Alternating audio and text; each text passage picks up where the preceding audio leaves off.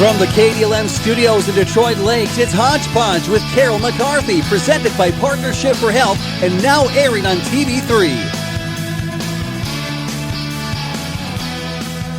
And I just want to welcome my guest this morning from Pelican River Watershed District, Adam Mortenson. Good morning, Adam. Good morning, Carol. How are you this morning? Just great, just great. You managed to make it into the studio this morning. I did. Things aren't quite as bad in our area yet, but to the west of us, it's pretty nasty. Yeah, that's what I hear. I was a little surprised driving in this morning after hearing everything on the radio and whatnot about the weather to see what it's like. But I hear it's a lot worse out in the country. Yeah, we're pretty sheltered here in Detroit Lakes, at least in our neck of the woods right now. But it's coming, folks, and it's coming from the west, apparently. But we've got some things to talk about with Adam this morning. And, Adam, we're going to talk a little bit about some of the planning that you do this time of year. Also, first off, I know last time you mentioned, and we had one of your interns joining you from last year in the studio to talk about his experience, but you're looking for seasonal interns right now? Yeah, absolutely. So we have our posting out of spread the posting around to the universities to share to their college students. But we're looking for college students in a natural resource field who are interested in water quality. So basically, we like to hire these students so we can give them that really good experience. You know, this is a classroom education in the field. Mm-hmm. It's really hands-on. You don't have to worry about sitting in front of lectures or anything. You get to get out there and learn with your hands, not with your eyes. So it's a really good opportunity for a lot of students. We've had really great interns in the past that have been really happy that they've taken this internship, and we like to continue that into the future here. All right. So if you're interested, you can go to the Pelican River Watershed District's website, prwd.org, or you could give you a call and get more information. Absolutely. Yeah. Stop by the office, have a cup of coffee. We'll sit and talk a little bit, and we're always there. So Come on down. All right. Very good. Adam Mortenson from Pelican River Watershed District in the studio with me this morning. Some of the other things that you're working on this time of year, you're having upcoming review for your 10-year revised management plan. Yeah, so statute requires us watershed districts to have a 10-year plan, basically, that we have to revise every 10 years. And then it goes to Bowser, which is the Board of Water and Soil Resources, not the Mario character, but they review the plan and then they put their stamp on it to basically approve it. And we have our final hearing with the Bowser Board this next Thursday, so Thursday the 23rd, at 6 p.m. at the Becker County Courthouse. So it's a public hearing. Everyone's welcome to come and attend if you have questions or want to support us or anything, and just kind of let us know what you think. All right. So that will be at the Becker County Courthouse right here in Detroit Lakes on Thursday, January 23rd at 6 p.m. Some of the other things that you are working on in your position is you work on a monitoring plan for our area for Pelican River Watershed District. Absolutely. So our district kind of encompasses the area around Detroit Lakes. It goes north of Floyd Lake quite a ways. There's a lake up there called Campbell Lake, and we even go north of that. So basically what we do is we monitor the water quality in the lakes, and we monitor the quality and the health of the streams in our area. So every year we kind of come together and we look at the issues that we've seen in the previous years and maybe something different that we want to analyze for the next year. So that's kind of a big thing that I've been working on recently is putting together this plan and setting out a schedule for how we're going to continue to sample things in the coming future. We report our data to the MPCA, and then they come up with their impaired waters list. We talked about that a few visits ago, but basically we have a certain set minimum of data that we have to capture every 10 years for the surface water to be even considered for that. So we've kind of set our schedule for that. We have quite a few lakes that we're sampling. I think I'm pulling a number out of the air here, but I think it's 52 that we sample over the 10-year period. Okay. So we sample a lot of different lakes every year, and we kind of do our best to get a comprehensive view of the district as far as what's going on with the water quality and whatnot. All right. So that's something that you work on this time of year.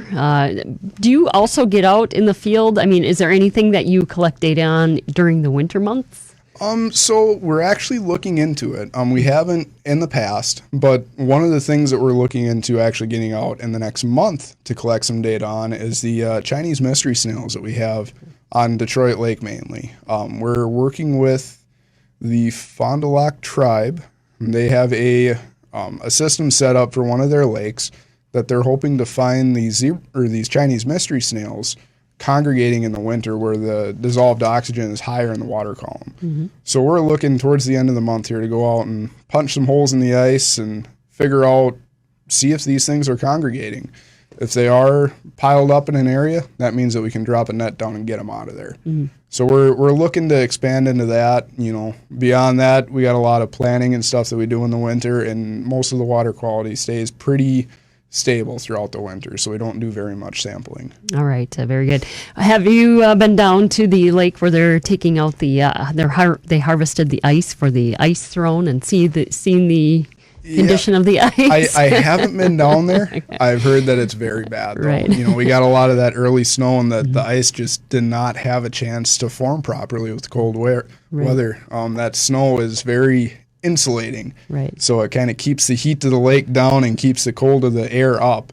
So I've heard they had some issues. I heard they're pushing the snow off the ice to kind of get some good ice to form, but it's going to be a difficult year. I think a lot of the ice fishing tournaments and whatnot this year are going to have difficulties getting everything and making sure everyone stays safe. Right, yeah. We just had information on the OTC on ice where they've moved the big tent off the ice and such. So that is something to be considered as we head into the winter of 2020. Adam Mortenson from Pelican River Watershed District is my guest this morning. And Adam, we're going to take a break, and then we're going to come back and talk to you a little bit more about some of the other things that you do working with local governments and such on permitting.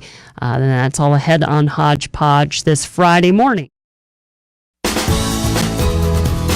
Now, back to Hodge Podge with Carol McCarthy on KDLM Detroit Lakes. To Hodge Podge this Friday morning, January 17th, 2020. Back in the studio with Adam Mortenson from Pelican River Watershed District. And Adam, we were talking before the break about some of the things that you're working on. You're working on a monitoring plan during this time of year, but also some of the things that Pelican River Watershed District does is works with local governments on permitting and zoning and all that kind of stuff that has to do with runoff and just keeping our water quality at a high level as we can tout up here in the Northland that our water quality is probably the best in the state right now. But anyway, so you're keeping it that way. But some of the things that you do with the city and the county, just tell us a little bit about some of the meetings that you have or the meetings that you attend. Yeah, for sure. So we work really closely with the city and the county, just on an advisory level. We tend to be a little more specialized in the area of water quality. As you mentioned, we have great water quality up here, and we want to keep it that way. So we meet a lot with a lot of city and county government officials, and we just kind of help to guide them and make sure that we're making good decisions when it comes to the water quality. Water quality is a big part of what drives the economy around here, so we want to keep it around. Right. Okay. So you attend the planning and zoning meetings, and if they ever rewrite ordinances, or you guys kind of weigh in. I know in the past, Pelican River Watershed District has been a partner in drawing up ordinances and recommending things, and also I think this year the city did pass kind of an ordinance, or just maybe made the boundaries a little bit more clear for people doing construction about the permitting process, because construction people have to go through a whole process of permitting, and sometimes it's kind of a gray area as to where they go, if it's the county, the city, or the Pelican River Watershed District all have separate permits. Yeah, for sure, and it is kind of a complicated ordeal around here. Luckily enough, within the district, we tend to be the go-to person when it comes to the shore impact zone. So it varies within the lakes. Every lake is different, but generally it is 1/2 of the official building setback. So 37.5 feet is one of the metrics for a 75-foot setback. So basically we handle everything within that shore impact zone. If you're going to be trying to build a patio out there, well, we're going to work with you and see if we can do something to get it out of that impact zone. That 37.5 feet is very, very critical for capturing pollutants and all that kind of stuff before it runs into the lake. If it has a chance to run through, vegetation, grass, something like that, that grass has more of an opportunity to capture those, whatever's suspended in that water, to capture that and get into the soil before it gets into the lake. Mm-hmm. Beyond that, if you're confused, give us a call. We'll steer you to the right person to talk to or answer the question ourselves if we can. There is a lot that goes on with permitting and all that kind of stuff, and it is a very complicated process, but we can get you through it. All right, very good. And Adam Mortenson from Pelican River Watershed District in the studio with me this morning. Adam, are you also going to take part? I know that another partnership that Pelican River Watershed District is involved with is with the school district and working with their kind of outdoor classroom, so to speak, at Sucker Creek. This started a couple years ago along with Sally Hoskin, who helped build Sucker Creek, and she's been in contact with the school district, the high school science teacher, Steve Fody, and they've been doing these outdoor kind of labs or just outdoor classroom things. And I know Pelican River Watershed District has been involved with that. And just because you are new to Pelican River Watershed District, maybe you haven't gotten your feet wet, so to speak, on that. But that's something that you will also be doing. This will be my first year doing it. But yes, I am absolutely elated to hear that programs like this are happening. We really do have such a unique area that Greater Sucker Creek Preserve is such a unique area. It's so natural. And it's actually a designated trout stream by the DNR. So it's such a great area. So we take the high schoolers out there and we do some sampling out there, kind of show them what's going on, what's the biotics going on there and all that kind of stuff, and show them that. And then they actually go back and, from what I understand, do a presentation on, a mock scenario that there's a planned unit development, a housing development that is coming to the area and they want to build on Sucker Creek, and they need to make the distinction of if they're going to let them do that or if they're going to put them somewhere else. So I know I attended a meeting early on in my employment here at Pelican River that kind of talked about that a little bit, and I'm really excited to see these kids. They made videos, and this was their presentation, their argument for or against it, and they were so passionate about it. It was something really cool, and I'm really excited to become part of this. All right. Yeah, so that's something to look forward to with the spring coming, hopefully in a couple months. Otherwise, we can hunker down. But so what, we just have a couple minutes left, too, but I just wanted you to talk a little bit about maybe share some insight with us on, how this winter weather and when we get tons of snow or tons of cold, does that impact water quality, or will that impact water quality that you know of? So one of the things that we're looking at right now is shoreline erosion. So as we remember, we went into the fall high water, and then we've been getting all kinds of snow.